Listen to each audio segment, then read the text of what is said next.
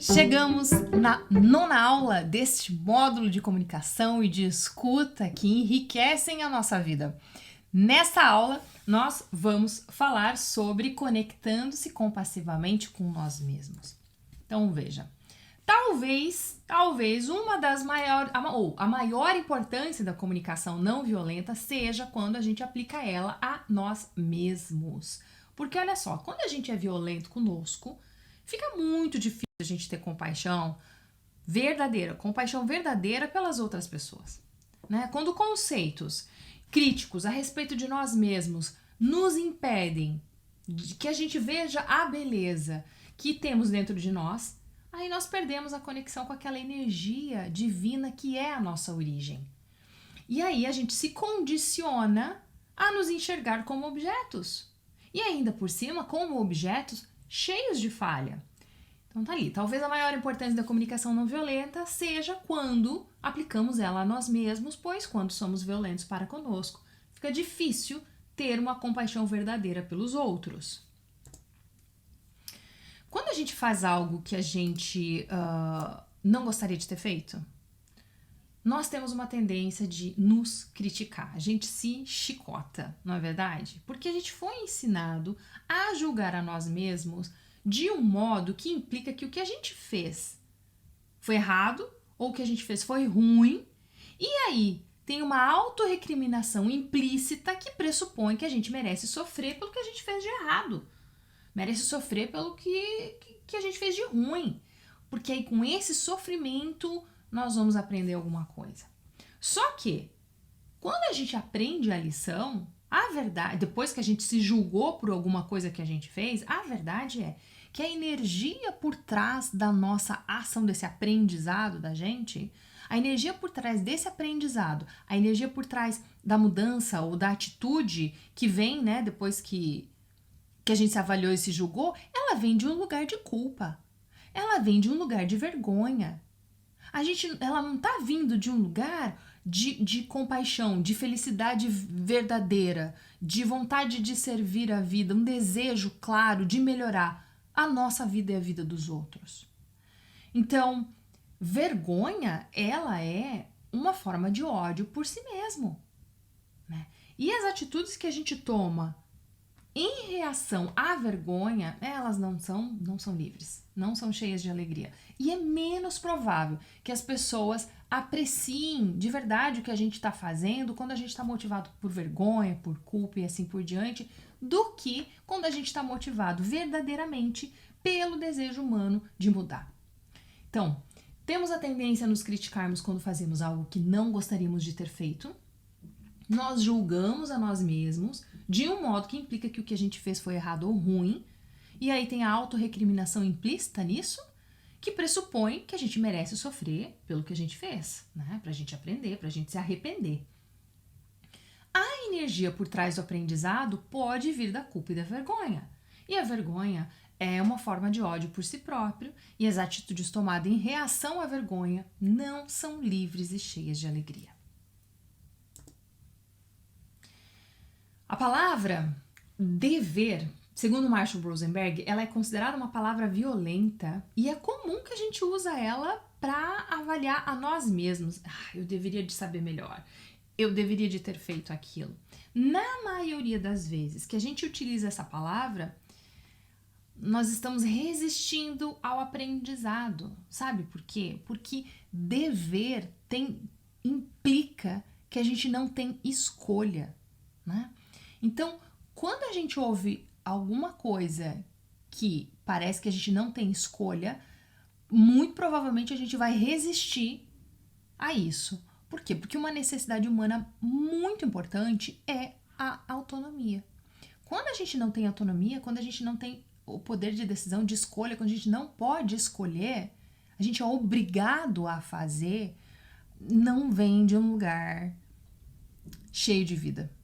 Não vem, né? Então, quando ouvimos uma exigência, nós tendemos a resistir, porque ela ameaça a nossa autonomia, a nossa necessidade de termos escolhas. Eu realmente tenho de parar de comer demais. Eu realmente tenho que fazer mais, tenho que fazer alguma coisa para me exercitar mais. Quando a gente usa eu tenho que, ou eu devo, geralmente essas duas palavras, devo e tenho que, nós não estamos respeitando a nossa autonomia. Muitas vezes a gente até usa eu tenho que fazer isso como um subterfúgio, como se essa não fosse a nossa escolha. A gente não se responsabiliza pelo que a gente precisa, pelo que a gente quer e pelas nossas escolhas, pelas nossas ações. E aí temos que cuidar com isso.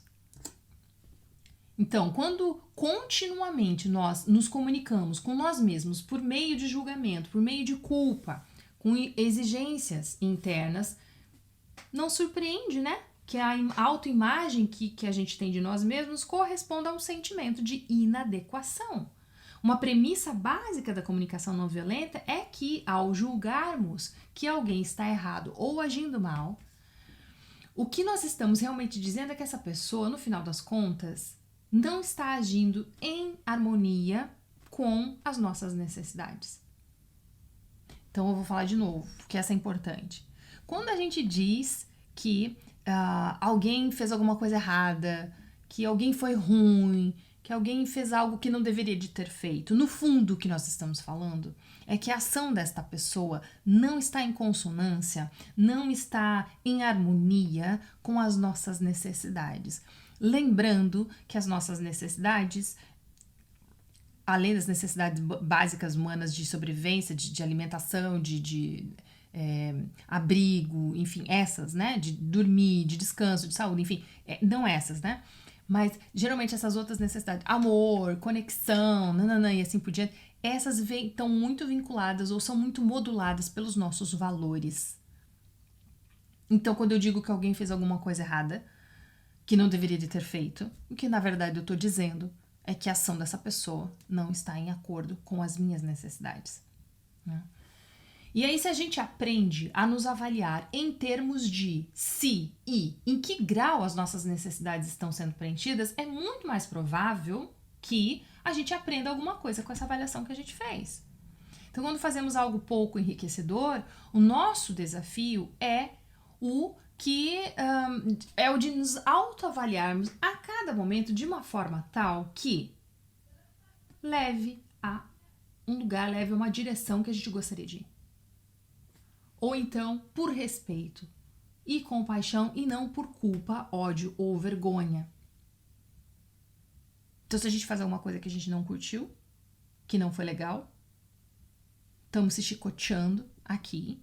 Ao invés da gente se julgar, a gente vai começar a perceber o que será que aqui não foi atendido.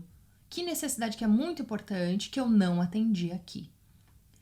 E aí, vai ser uma observação.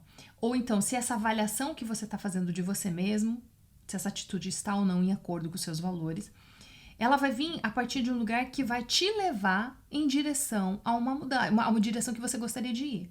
Ou então, é uma mudança que vai partir da sua compaixão, da sua empatia, e não porque você se chicoteou, porque você se sente, você tá com ódio de você mesmo, porque você tá sentindo culpa, porque você tá com vergonha. O luto na comunicação não violenta. Então, assim como a gente aprendeu a traduzir julgamentos quando nós estamos conversando com os outros, nós podemos nos treinar para reconhecer quando o nosso diálogo interno é baseado num julgamento e mudar o foco, né? Mudar a atenção para as necessidades por trás desse julgamento.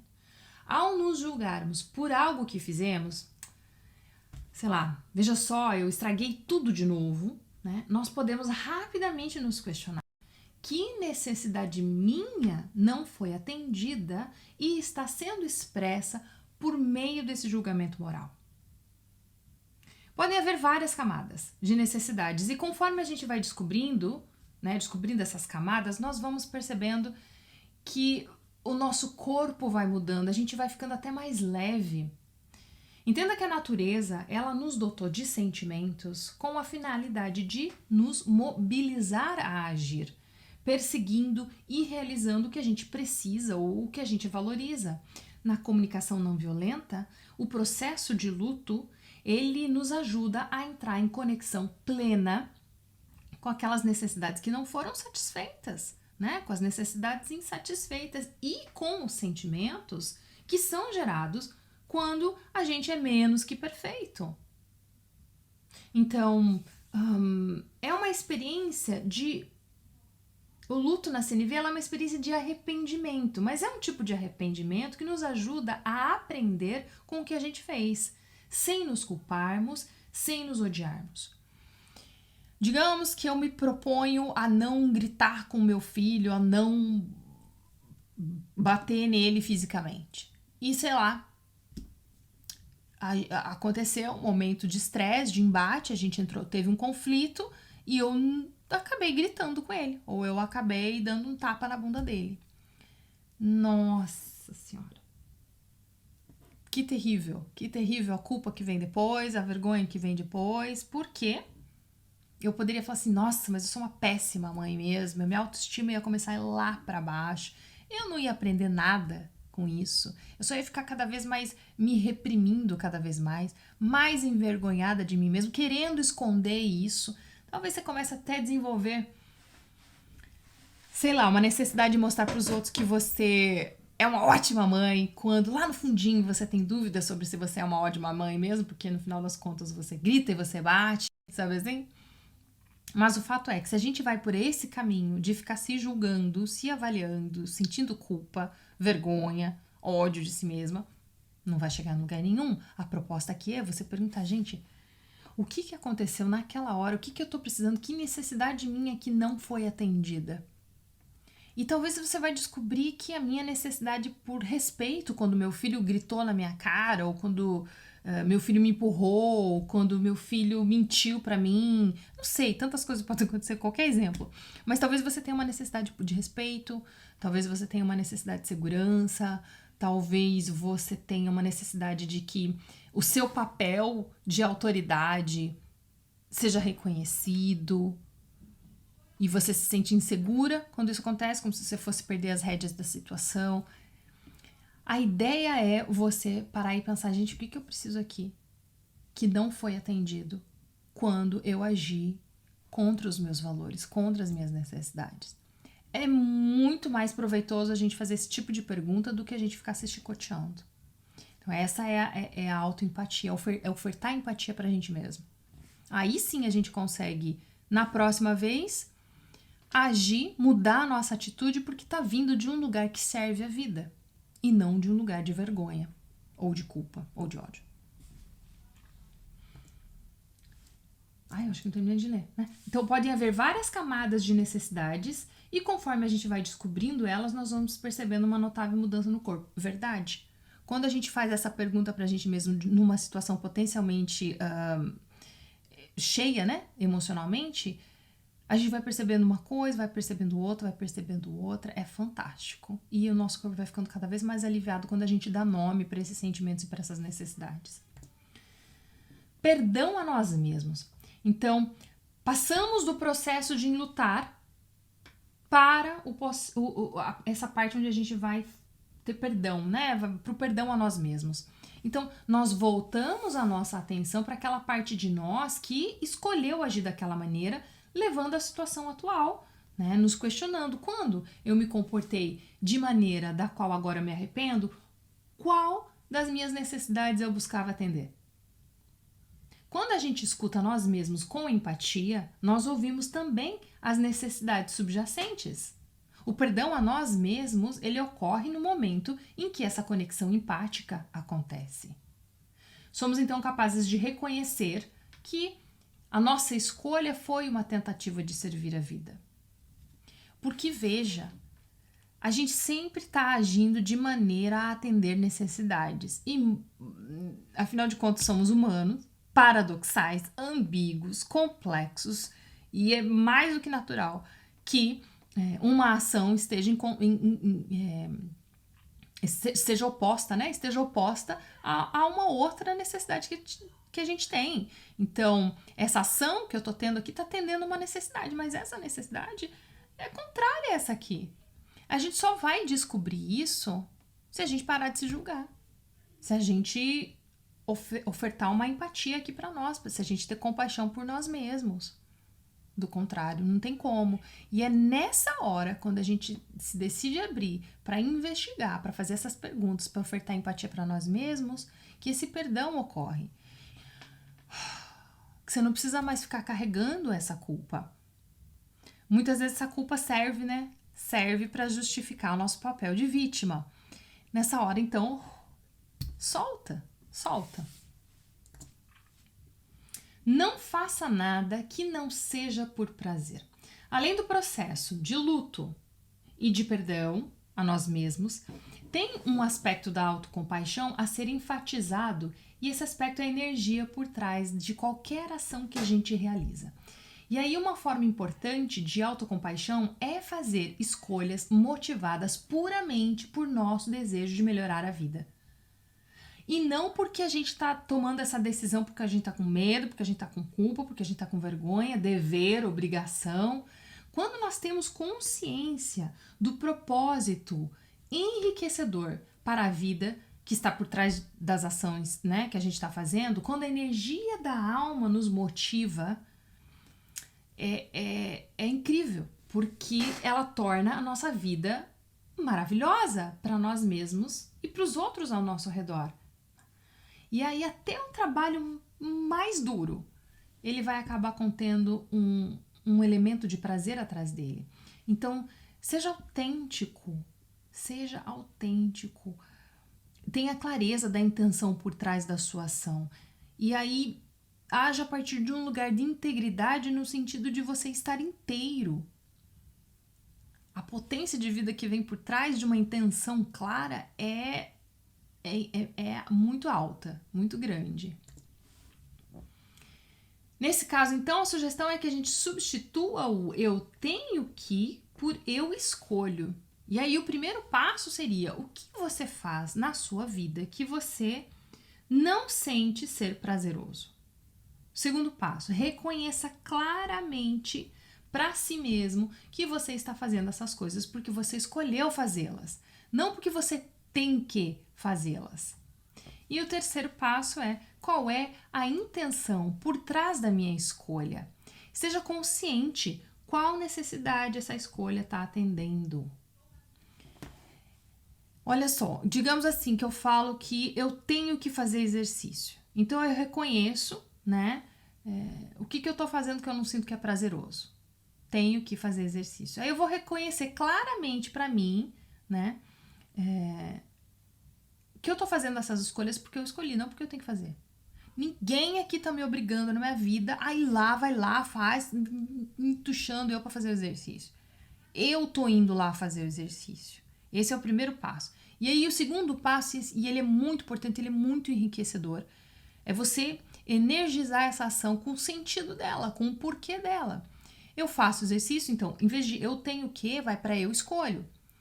Então, eu tenho que fazer exercício, eu escolho fazer exercício por quê?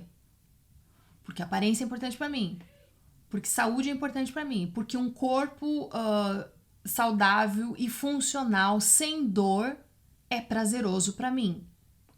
Assume o porquê que aquela ação é importante e deixa de lado essa linguagem que você está escolhendo para se comunicar de eu tenho que. Começa a trazer responsabilidade para você. O que você está atendendo de necessidade sua quando você toma essa atitude? Então, cultivando a consciência da energia por trás das nossas ações. Dinheiro é uma forma de recompensa extrínseca. Eu trabalho porque eu preciso de dinheiro. Dinheiro não é necessidade, dinheiro é estratégia. Dinheiro não é necessidade, dinheiro é estratégia, é um meio para a gente conseguir o que a gente precisa. É diferente. Então, as escolhas que são motivadas por ela, quando a gente escolhe fazer alguma coisa motivado pelo dinheiro, o que acontece é que essas escolhas elas nos privam da alegria de viver. Por quê? Elas vêm de ações baseadas na intenção de contribuir para as necessidades humanas. Porque ela não vem, tá? Desculpa, porque ela não vem das ações, das nossas intenções de contribuir para as nossas necessidades humanas. Dinheiro não é necessidade, é estratégia. Aprovação. A aprovação dos outros é também uma recompensa extrínseca, ela não é uma necessidade que a gente está atendendo. Nós temos fome de recompensa e a gente é criado, na verdade, né, para sermos bons alunos, bons filhos, né? Porque quando a gente não é bom, quando a gente não é um bom aluno, não é um bom filho, o que acontece com a gente? A gente é punido. Se a gente não é um bom aluno, a gente é punido pelo professor. Se a gente não é um bom filho, a gente é punido pelos pais. Né? Esse bom, de novo, o que é bom? Né? O que não é? Então, a aprovação, ela também não é uma energia que serve a nossa vida. É uma energia motivadora para as nossas ações. Ela também é uma forma de recompensa, assim como o dinheiro. Né? Quando a gente é mal, a gente é punido e aí a gente fica viciado em ganhar a recompensa. E aí a gente quer ouvir que a gente é uma boa pessoa, que a gente é um bom pai, que nós somos bons amigos, que nós somos excelentes profissionais. Você já percebeu como a gente precisa dessas validações? Mas no fundo não é nada disso que a gente está precisando. Não é a aprovação. Talvez a gente está precisando se sentir realizado, talvez a gente está precisando se sentir aceito do jeito que a gente é, talvez a gente está precisando se sentir validado pela nossa expressão no mundo, talvez a gente está precisando de orientação, talvez a gente está precisando de escuta, quanta coisa a gente está precisando, né? Que poderia, que cai nesse lugar de bons filhos, bons alunos, boa esposa. Outra coisa, né, relacionado com essa energia por trás das nossas ações, é agir para evitar punição. Então, nós fazemos coisas para que as pessoas gostem de nós e nós evitamos fazer coisas que possam levar essas pessoas a não gostar mais da gente ou então nos punir. Né? A apreciação dos outros é um feedback para os nossos esforços. E aí o reconhecimento de que usamos as nossas capacidades para facilitar a vida nos traz a verdadeira alegria para celebrar a nós mesmos muito mais do que a aprovação dos outros. Alguns de nós pagam imposto de renda para evitar a punição. E aí quando chega na época do imposto de renda, provavelmente está todo mundo ressentido disso, né? E aí a escolha é nossa de enxergar que a gente está fazendo isso para contribuir para a vida coletiva. Então, tá na nossa mão. Eu pago imposto de renda porque eu tenho que pagar o imposto de renda ou eu escolho, porque você pode não pagar e é isso aí, arcar com as consequências. Mas você está escolhendo pagar esse imposto de renda, tá, tudo bem, para não arcar com as consequências, mas esse imposto de renda também contribui para a vida coletiva. Então, qual perspectiva que você usa para observar isso? Qual perspectiva que você escolhe para agir? Depende da gente. Outra consciência de energia por trás das nossas ações tem a ver com evitar a vergonha. Então, às vezes a gente faz alguma coisa, às vezes as nossas ações partem de um lugar que a gente quer evitar a vergonha, porque se a gente não fizer, nós vamos acabar sofrendo um julgamento bem severo. Né? Quando a gente faz alguma coisa estimulado pelo anseio de evitar a vergonha, a gente vai acabar detestando por fazer aquilo. Em outras ocasiões a gente pode pensar assim, se eu não fizer isso as pessoas vão ficar desapontadas comigo. Né? Nós temos medo. Digamos que você tá indo lá ajudar a sua avó. Você tá indo lá porque você tá com vergonha do que os seus familiares vão falar de você caso você não vá. Se você tá agindo ir lá ajudar a sua avó porque você tá com vergonha do que vão falar de você, você acha que você vai gostar de ajudar a sua avó mesmo? Acho que qual que vai ser a energia por trás da sua ação? Pode ser qualquer outro exemplo. Né? Sei lá, me comprometi a ajudar alguém na mudança. Não queria muito, mas vai saber o que essa pessoa vai pensar de mim se eu não me ofertar para ajudar ela. Ou qualquer outra coisa que a gente sente vergonha. Você acha que se a gente faz isso, nós vamos gostar de estar fazendo o que a gente está fazendo? Então, estar atento, presente sobre as motivações que partem desse sentimento de vergonha é muito importante.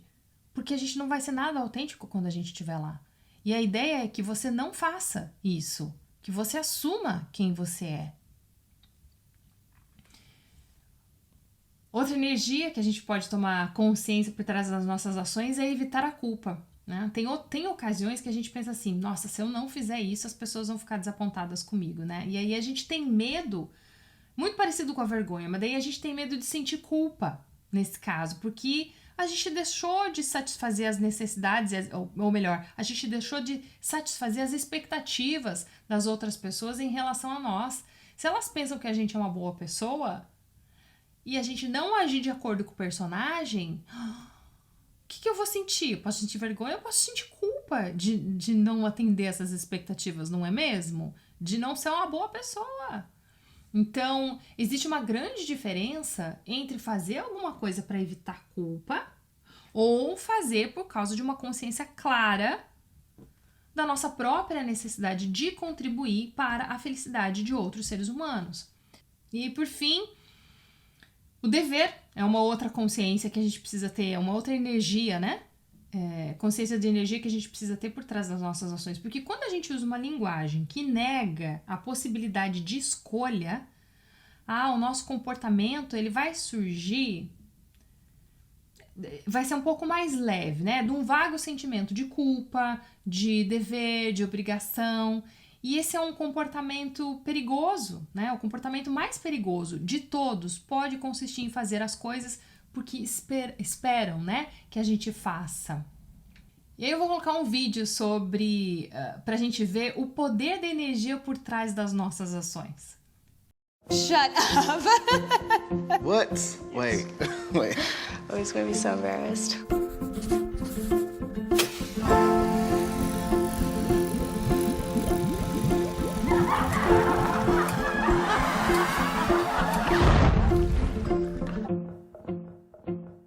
What makes you happy? Having fun? Hanging out with friends? Delicious food? Making money? Well, consider this. Psychologists have scientifically proven that one of the greatest contributing factors to overall happiness in your life is how much gratitude you show. Yeah? Think about that. Go ahead and marinate on it for a second. You can thank me later if you want. It'll make you feel better according to this study. You go ahead and click on it and read it if you want.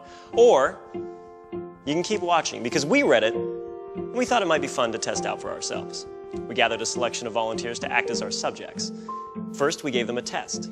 They didn't know what we were looking for, but it gave us a pretty good idea of their current level of happiness.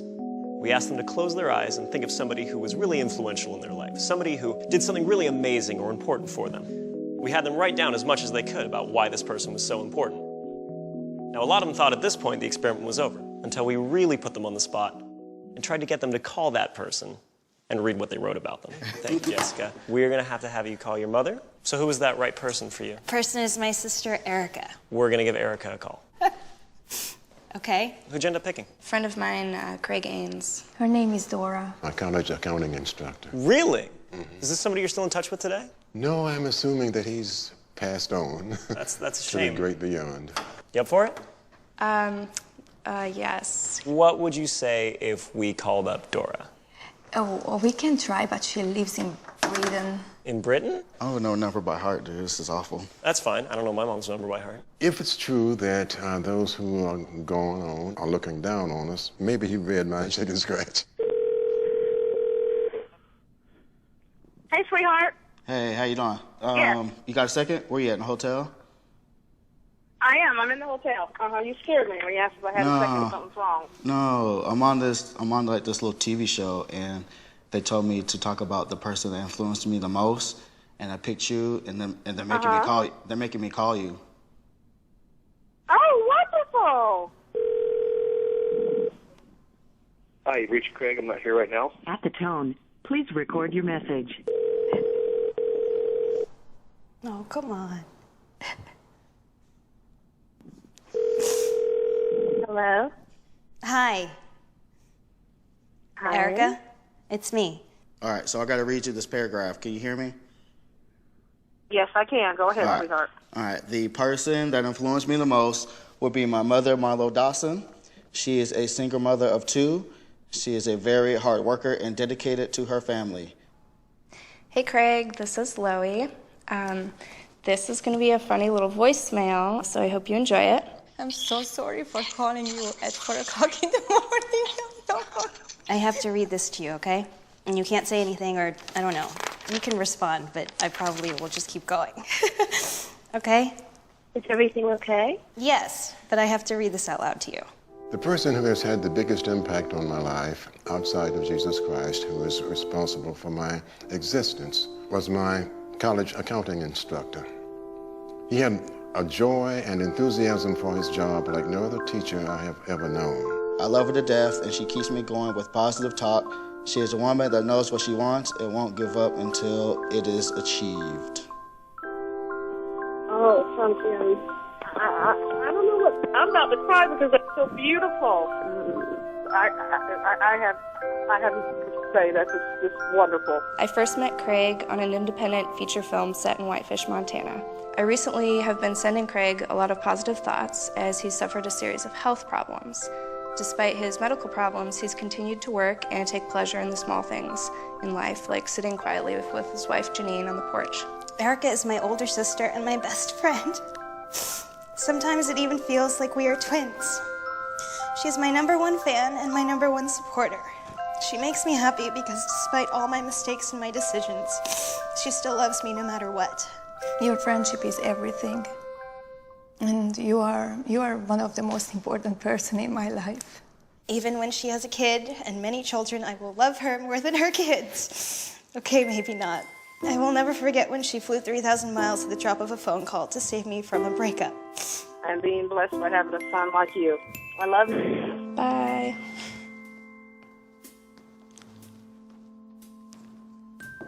Why did you do that to me? I don't know, because they made me do it. Thank you for picking up. Bye, sweetie. And then they're like, here, you're gonna write this letter. And then I wrote like this whole long ass letter, which, I like don't write. And then all of a sudden they're like, hey, guess what? Now we're gonna call her and you're gonna read her this letter. And I was like, what the f?